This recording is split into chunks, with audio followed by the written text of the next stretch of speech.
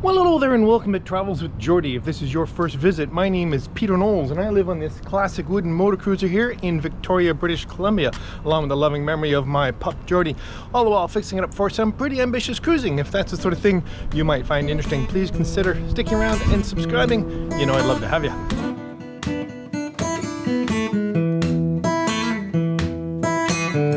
And now for something completely different. I've wanted to do this for quite some time. We're going to do a little analysis of the process of steering and managing a single engine boat in and around docks and such, and we're going to do it without ever even starting the engine. Let's get to it. As always, I'd like to send a big shout out to my supporters on Patreon and PayPal. Thanks ever so much. Without you, I couldn't carry on doing this. Cheers. Now, to be fair, no two boats handle alike. For instance, Geordie, 38-foot displacement cruiser with a single engine, no thrusters. And MV Zephyrus, a 36-foot displacement cruiser with a single engine, no thrusters. They actually handle relatively different. And I can get into that a little bit in the future. And then there's boats that are completely different. Large twin-engined planing cruisers, and of course, sailboats, which have another whole dynamic, which we'll talk about as well. All right. Really, the most fundamental thing about managing a boat like, let's say, Geordie, is understanding its center of force and its center of rotation. And what these are points on the boat along the center line of the boat where the force is applied to move it. And in this case, in a single engine boat, the only place we have any force is at the engine, or really the rudder. And then the center of rotation, which is moved up a little bit. On MV Geordie, it'll be roughly at the helm. And that's the point at which the boat rotates when it's being moved through the water. We'll get into that more. Boats that have other forces, say thrusters or twin engines, that's all different. I can tell you that in a sailboat such as this one, the center of rotation is much closer to the middle of the boat, and the center of force, because it has such a large rudder, is much more significant. We'll talk about that in a little bit.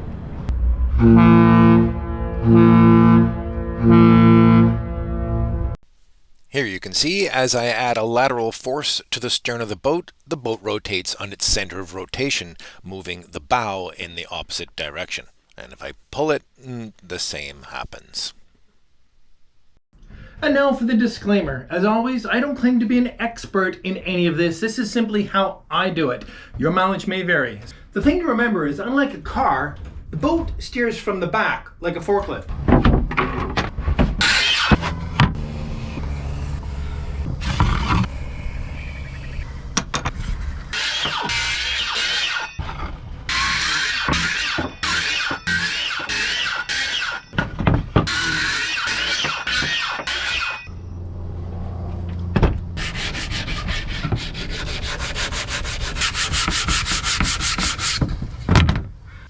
Okay, and there we have MV Geordie in glorious mahogany. So now we need to define those 2 points, the center of rotation and the center of effort. So we start with the center of effort, which is basically the rudder combination propeller, which is what actually drives the boat mostly forward, but also at angles to go around corners. So we're going to identify that with a screw basically right about there, and that'll allow us to push the boat around the way the rudder and propeller do, like that. And now for the center of rotation, which is basically about here, I just need to make sure it rotates on that, and an easy way to do that is just put a little tape on the bottom and it'll sit down and basically rotate on that spot. We're set. Next would be to define the forces that I can put on this point. In other words, when the propeller is running straight, in other words, pushing straight backwards, the force is straight forwards, pretty straightforward. If the rudder is swung over to the side, it deflects the water, and therefore the force is at a bit of an angle. So let me see if I can illustrate that a little bit better. All right then, we can plainly see what's going to happen when I start the engine.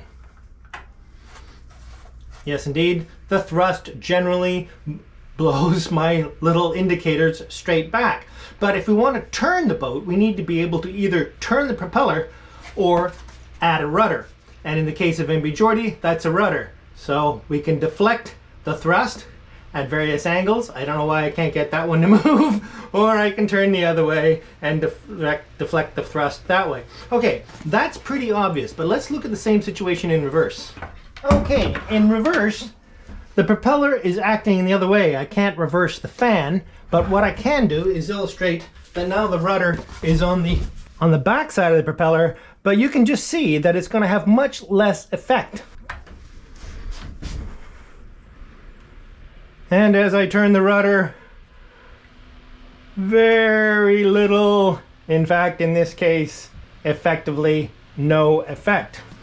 You can see how wonderful it is, boats that have propellers that can turn. Now, to be fair, MV Geordie can steer very slightly in reverse, and that's because I can't really illustrate properly with the fan that as you move backwards, there is some water flow across the rudder, and the faster you go, the more you can steer. And that's even more effective in a sailboat with a very large rudder. In fact, you can steer very, very well in reverse with a sailboat simply by swinging the rudder back and forth and using the water that is simply passing over it, not necessarily the thrust off the propeller. So let's transfer these findings to our little MV Geordie. So I can basically define the force on the rear when you're traveling forward to be in about a 45-degree segment. In other words, with the rudder hard over, you get about 45-degree angle thrust. So for the purposes of playing with this little boat, I can push on this pretty much anywhere inside this 45-degree segment. Now, for reverse, it's a little more complicated because, as I said, when the boat is in reverse, the rudder is much less effective, but at least on Geordie it is somewhat. And as I mentioned, on larger boats with larger rudders, especially sailboats, it's quite a bit more effective. So for Geordie, I'm going to give it about that much. About there we go. In other words, I can push straight back, but I can also push at a slight angle, which will help me operate this boat in tight conditions. Okay, there are several more factors that affect the motion of the boat. As I mentioned before, obviously dual engines has a huge impact, and what a lot of fun it would be to play with a twin engine boat someday, but we'll get into that some other time. The next being bow and possibly stern thrusters, which completely change the game, and we're not going to discuss that right now. MV Geordie will never have a thruster of any sort. The last being, at least of the boat's own motion, is prop walk. And this is relatively well understood by people who have boats that have a lot of it, but not all boats do. For instance, MV Geordie has almost no prop walk, and it's just the nature of the shape of the hull and the skeg. Whereas certainly sailboats with a very exposed propeller tend to have quite a lot of prop walk, and that is usually mostly apparent in reverse while the boat isn't moving forwards or backward. Let's say you come into a dock and then you throw it in reverse. Well, the boat isn't moving forwards or backwards because you're overcoming the momentum of the moving forward, but the boat tends to creep sideways. And that can be very, very handy as you approach a dock. You simply come in with the stern a little bit out from the dock, throw it in reverse, and the prop walk will walk you right into the dock. Can't do that with Geordie. But keep in mind, you can only do that in one direction. So I'm not too worried about it, and I'm fairly grateful, in fact, that Geordie doesn't do that at all. Two more features that are very important in the movement of boats, which we're not going to discuss today at all because this is completely theoretical, is wind and current. That's another whole ball of wax.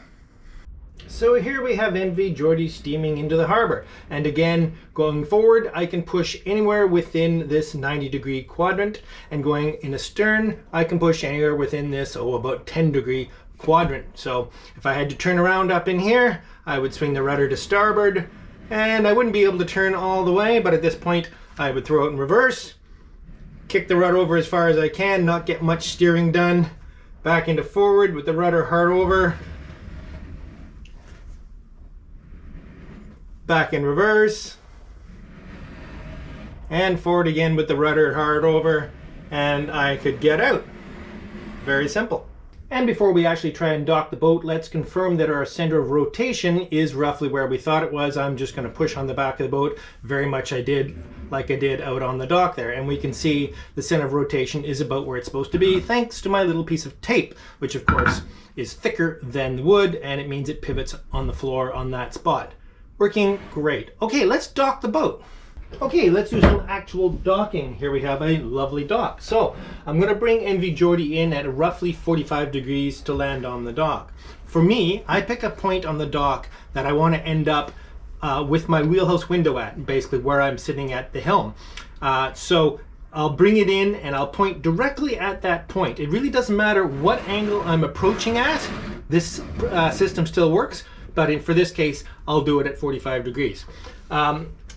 As we come in, the rudder is still straight, and then as I approach closer and closer and closer, I can now swing my rudder to starboard and move. As long as I stay within that 45 degrees, I'll bring the boat right around, and so that it just lands on the dock right opposite the wheelhouse window, and we can easily run our lines ashore. Now that's the simplest possible docking. Almost every docking you're ever going to do is going to be more complex than that. Let's look at a couple of different scenarios. For the sake of simplicity, I omitted the phenomenon of momentum, the force that keeps something moving until another force opposes it. Well, for a boat, that would be throwing it in reverse or, God forbid, hitting the dock. So let's say I approached at a steeper angle than I was planning, and I came in and I approached the dock. I can't possibly turn that sharp anymore. So just as I get to the dock, I'll put it in reverse and stop the boat. Now I can take advantage of the boat's momentum, or more accurately, actually inertia. In other words, because it's heavy, if I put it in forward with the rudder hard to starboard, it will kick the stern over a little bit without pushing it forward very far. And if you've been watching along, you'll see that I often use this technique to dock the boat, cycling between forward and reverse with the helm hard over to one side. Because remember, in reverse, the rudder has very little effect. So I can then just a little bit of reverse to counteract any forward motion, and then a little bit of forward, a little bit of reverse to counteract it, a little bit of forward, and you can see the bow of the boat makes a straight line along the edge of the dock here, and I just keep creeping this until I can line the boat up exactly where I want it to be. Usually works great. This same phenomenon can be used for a reverse landing. Sometimes you'd want to come in that way if there was a restriction or something. Anyway, it gives you lots of options. So if the boat is coming straight back at the dock, well, because the boat turns from the rear, but you don't have very much steerage in reverse, you're in trouble now. You're about to hit the dock. Well, not so, because we're going to take advantage of the momentum.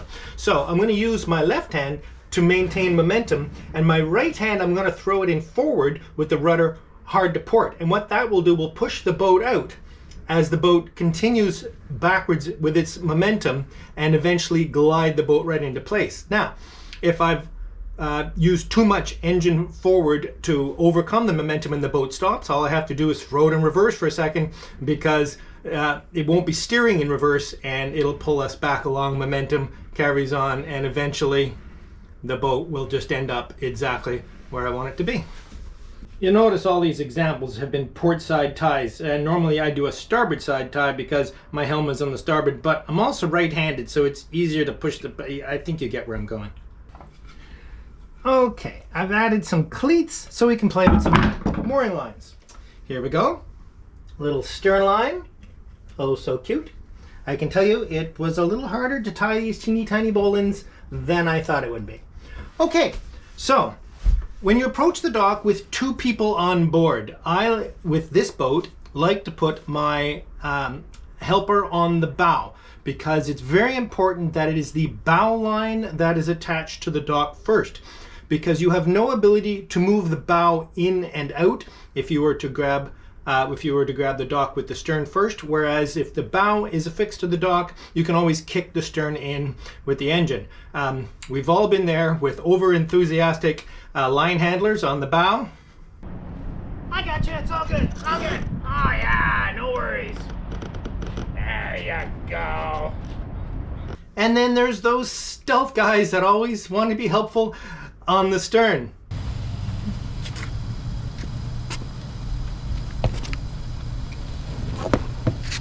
Making a real mess of things. Okay, so this is how I would manage the lines coming in with two people aboard. I'm at the helm, the helper is on the foredeck. Approach the dock as always, and by whatever means, put it in the position that you wanted. At this point, the bow person goes ashore with the bow line and does not pull on it. Keep that in mind. It's really only there if things go completely wrong. And you finish your docking. At this point, the bow line is still not pulled on because I'm walking through the cabin to the cockpit to the swim grid to take the other line ashore, and now we can make the boat fast with both lines. As I mentioned, the boat pivots at the center of rotation. So if you pull this bow line in too soon, you end up with this, and I can't get off the boat. So that's super crucial that the bow line, in fact neither lines, are pulled taut until the captain advises that. That particular landing is almost as easy single-handing. In other words, only one person aboard. Let's say I'm at the helm, same approach, everything is the same as normal, and I come into the dock exactly where I want to be. So as soon as I can reach out the window, which I can in MV Geordie, I simply make fast the bow line to the dock, walk through off the swim grid and make the stern line fast. And then once she's tied up like that, I can tidy her up any way I want to go. Now there's an even neater way you can land if there's a bit of current or a bit of wind. And that's a relatively well-known technique. Basically, use a midship line. And again, because in MV Geordie I can reach out and touch the dock, tie the rope to the dock from the helm window, I come in as I always would and then set myself up. And if there's a little bit of wind or something like that, I can quickly make this line fast to the dock through the window and then put the engine back in gear forward with a little bit of starboard rudder in this case, and what that will do is it'll hold the boat against the dock. What's happening is the forward force is making this line taut and pulling the bow of the boat in, and the fact that the rudder is over slightly is kicking the stern in a bit, and the boat is incredibly secure right now. Even if there's an offshore wind or current, I can take my time to work my way through onto the swim grid and make fast more lines, keeping in mind that the boat is in gear. So just do the absolute minimum and then go back and turn the engine off, because you don't want to be wandering down the dock and meeting all the people that are greeting you while the boat is still in gear. But it's a great technique. How about leaving the dock? 99% of the time, it's very, very simple. If there isn't too much wind or wake, first untie the bow line, give the boat a little bit of a shove off, and then come to the stern, untie the stern line. There we go, it's quite untied now. And give the boat a really hard shove off. Now you can see it's rotating on its center of rotation, so it doesn't touch the dock again. And I can simply put the boat in the stern and back away enough. And depending on where I'm going, I can carry on. I mean, there's lots of options at this point. I can then put it back in forward and drive away. Now let's say you had some tight constraints, some nearby boats that were making it difficult to just slip away easily. There's a couple of ways you can get off the dock using what's called spring lines, or I call them spring lines. And there's basically a forward version and a reverse version and a couple of other variations of it. For the forward version, we need a rather large fender, something in the size of, let's say, a Scotsman or something like that. So here we've got the engine running, we're ready to go.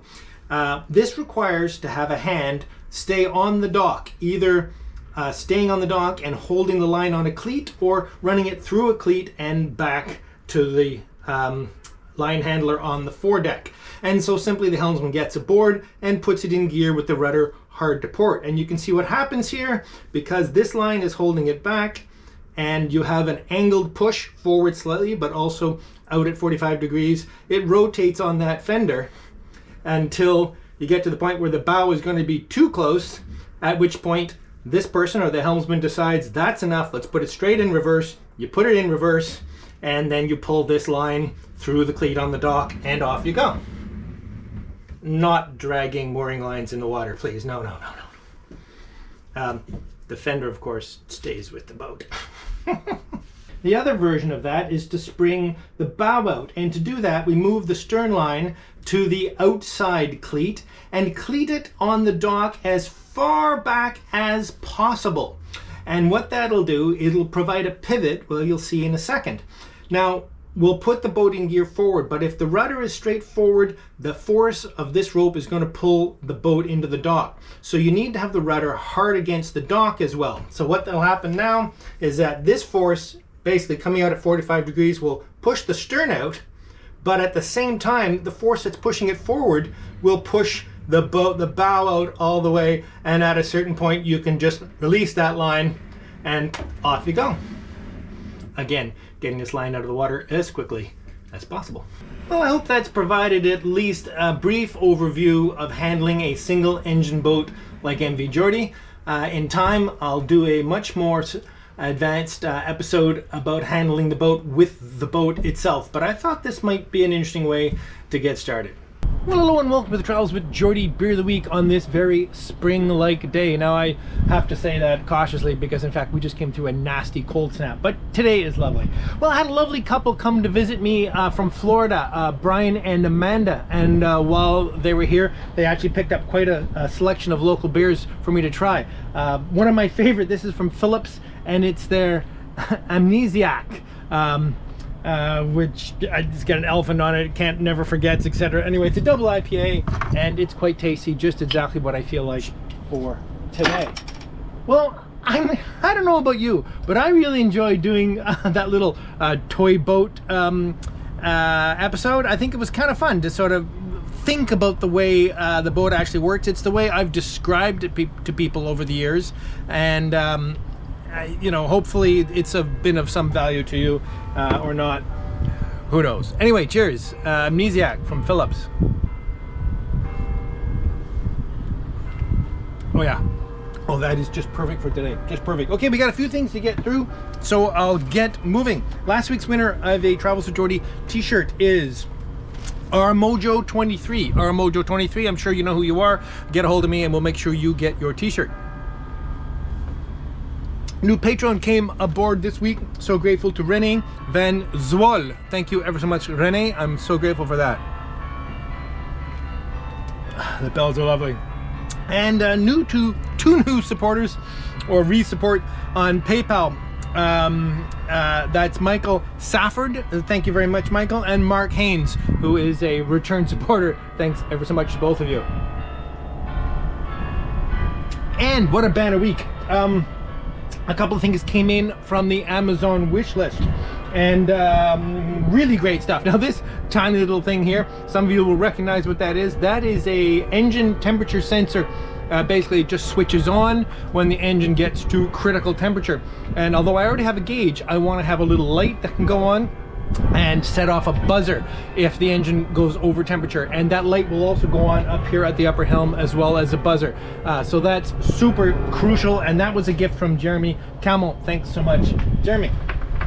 And this wonderful looking beast here, this is a solenoid operated water valve, or air valve. It's a valve. So basically you put 12 bolts across those two wires and this valve opens. Well, there's all kinds of neat things you can do with this. This particular one is going to be used to flush the engine raw water coolant. I may have talked about this before, and I'll go into great detail when I install it, but basically it'll run fresh water into the seawater cooling system, so that I can flush the engine with fresh water when I turn it off, and it's going to be off for extended periods to keep salt water out of the heat exchanger. So cool. And this is really, really neat. This is a header tank. It's actually made of stainless steel, and it's quite nicely made considering it's from China. It has a bunch of adapters for different size fittings, and I'm going to use it for the header tank for the heating system. And you know, it's actually, didn't expect the O-ring to fall right off, but anyway, the lid is made actually from billet aluminum. It's really quite nicely made. I think I'm going to get a couple more of these. I'm going to put one on the Land Rover and one as the engine coolant recovery tank. I think that is quite nice. Excellent. Okay, well, thanks to all of you. Both the solenoid valve and the header tank came without any indication who sent them, so if it was you, please let me know and I'll make sure you get thanked properly. In the meantime, thanks so much. All you need now is a word of the week. And well, with this lovely weather and doing mooring with spring lines, I couldn't resist. So the word of the week is spring. If you'd like to win a Travels with Geordie t-shirt, simply use the word spring in a comment down below, and I'll pick at random over the next week's worth of comments, and I might pick you. You've won yourself a Travels with Geordie t-shirt. See you next week. Spring.